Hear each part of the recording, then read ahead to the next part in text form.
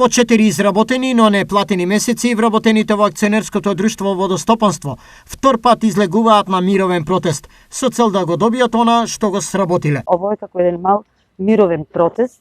Собравме се повторно спонтано вработените, пошто немаме никаков одговор од никој, ни од нашиот раководител, ни од АД-то кое е надлежно за нашата подружница и за останатите подружници.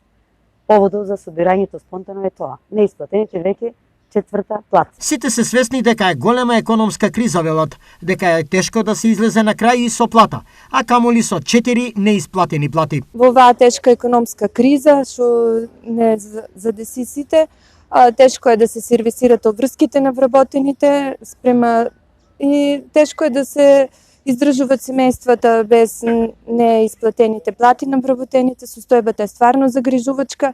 Слухот некој позитивен одговор за земање наскоро плата од вработените во дирекцијата, односно од раководителот, директорот на што е главниот извршен, се уште немаме позитивен одговор. Од друга страна, од Водостопанство тврдат дека работат на структурни промени, со кои ќе се овозможи редовна исплата на плата и надминување на другите проблеми во функционирањето на предпријатието.